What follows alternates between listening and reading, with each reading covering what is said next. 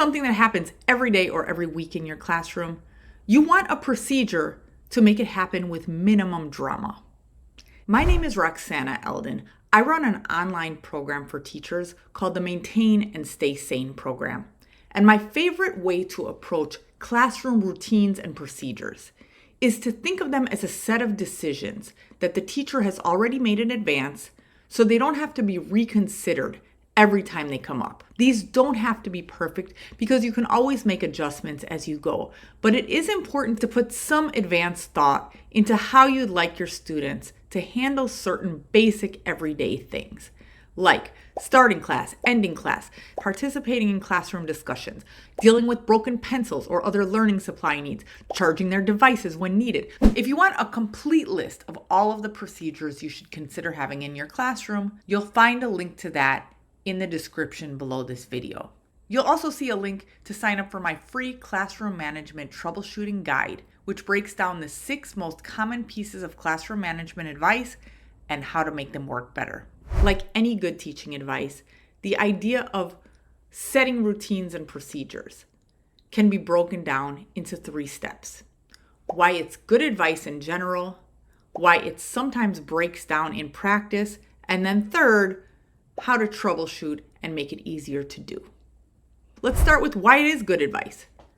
Procedures help set a behavioral starting point. When most students are doing the right thing most of the time, you can more easily address some minor misbehavior than kind of exploding on the whole class because you don't like how they're putting their binders away, which there are a lot of ways that kids can put their binders away annoyingly, but that is another topic for another time.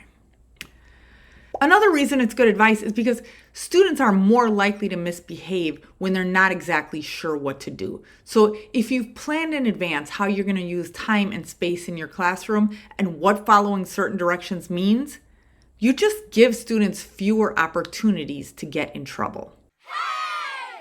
Okay, so now let's talk about why routines and procedures can be easier said than done. First, recognizing trouble spots comes with experience. Some classroom procedures look great on paper or sound great when another teacher describes them to you, but they don't work out the way you thought they would. Another issue is that teachers contradict each other. Every teacher has different routines. So you may have a situation where the habits that your students picked up from their last teacher drive you crazy, and you have to reteach how things are done. The last issue is that kids have short memories. Unless you constantly reinforce the details of your routines, kids forget them. And so will you.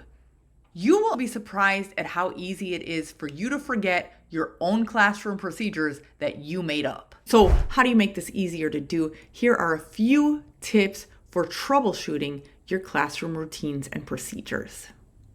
First, you want to keep procedures as simple and natural as possible. Routines fall flat if they're awkward for students or for you. If you won't feel comfortable saying 1, 2, 3, all eyes on me every time you want your students' attention multiple times a day, don't introduce that as a signal for their attention. The next tip is to practice. You're going to need to walk students through your classroom routines many times so that they remember them. And it's important to be realistic about how many times you may need to repeat yourself. As a general rule, whatever number of times you think you're going to need to repeat yourself about a classroom routine, multiply that by 10, and you will get a number that is in no way scientific, but will probably make you feel better about the number of times that you actually will need to repeat yourself. Another tip is to build on systems that work. Once you find a solid plan, like assigning numbers to students in line, see if you can use it as a foundation for other classroom routines. So maybe you could use those numbers to divide students into teams. Maybe you can call on them by number to answer questions. Maybe you can use those numbers to assign classroom jobs. If you find something that's working, always try to build on it.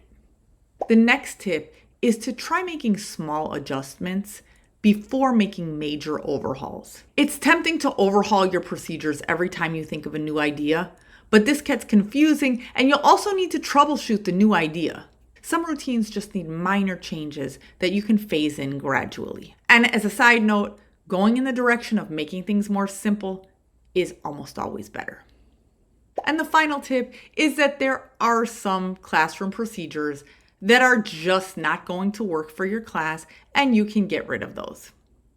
And as an example, when I switched from being a fourth grade teacher to a high school teacher, I spent half of a period trying to get students to correctly do like the thumbs down if they don't understand and thumbs up if they do understand. My fourth graders had kind of liked this idea. The high school students just stared at me. So I ended up scrapping that and I just never mentioned it again. And that is another thing you can sometimes do with a classroom routine or procedure that is not working.